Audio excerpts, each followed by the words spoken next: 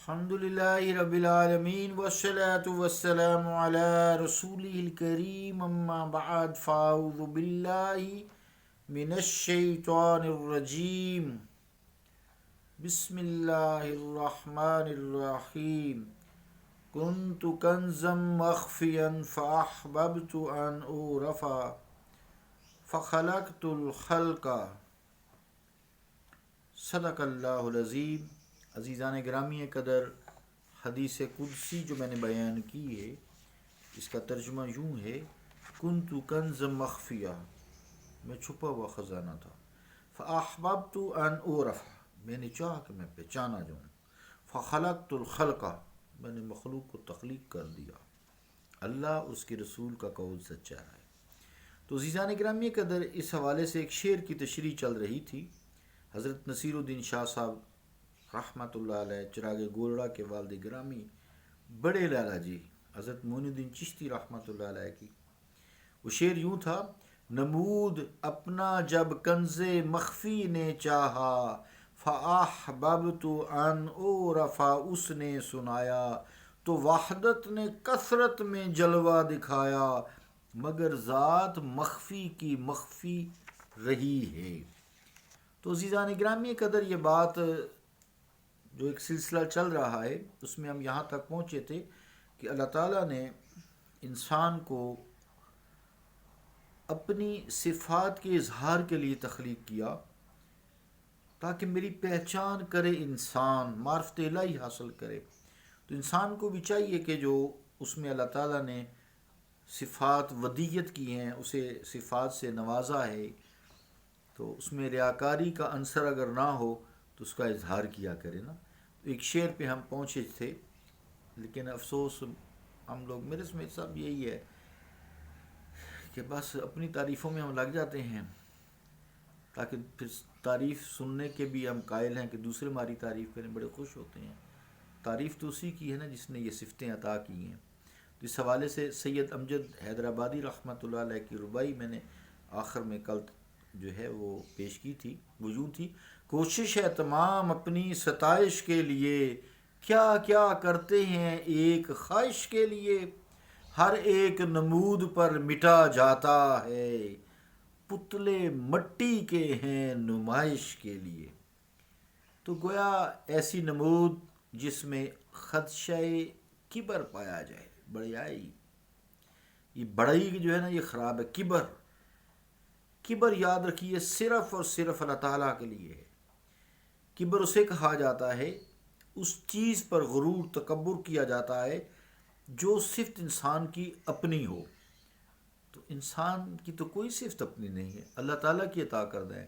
اس لیے ساری صفات اللہ تعالیٰ کی اپنی ذاتی ہیں، تو کبر یا تکبر صرف اللہ تعالیٰ کو روا ہے.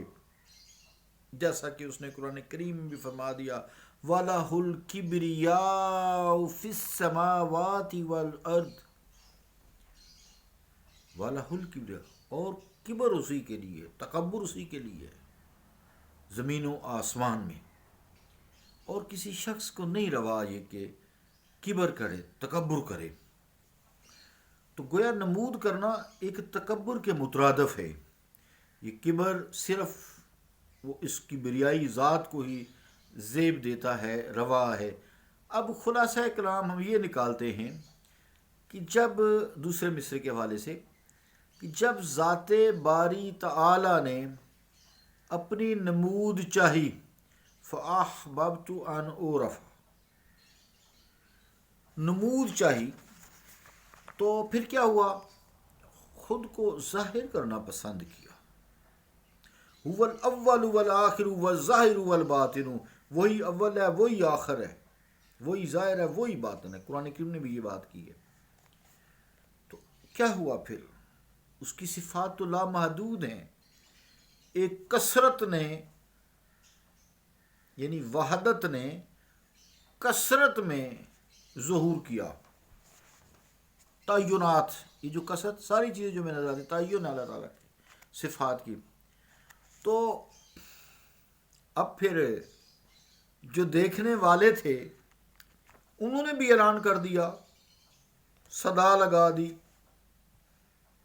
جب ظہور کیا نا اللہ تعالیٰ نے، جب اس کی صفات کو پہچان لیا تو کیا کہا سید امجد حیدرآبادی رحمۃ اللہ علیہ، انہوں نے کہہ دیا وہ پردہ سے حسن جاویدانہ نکلا.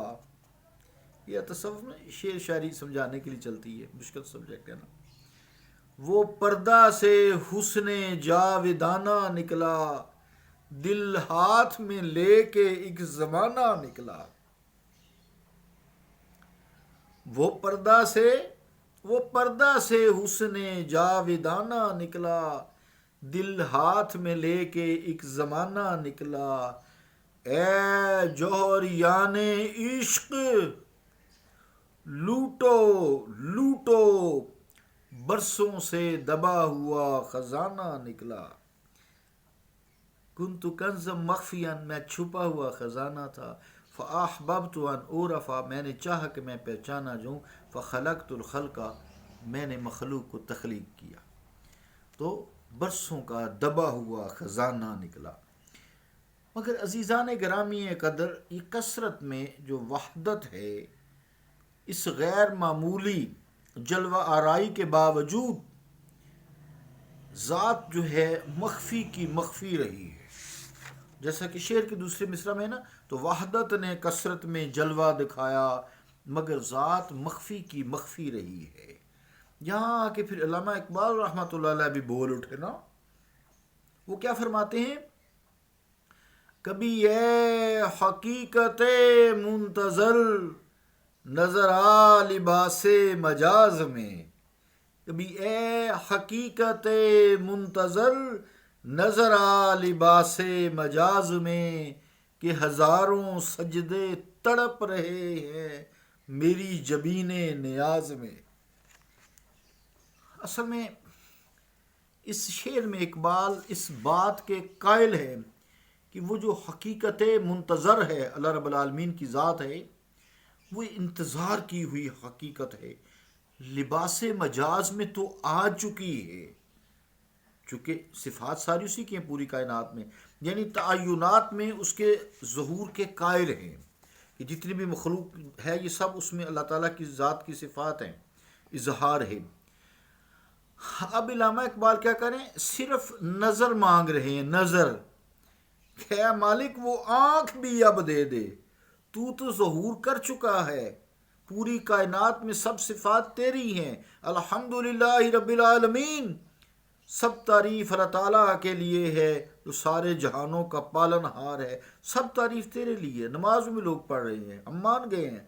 لیکن یا اللہ تو ظاہر ہو کے بھی چھپے کا چھپا ہے.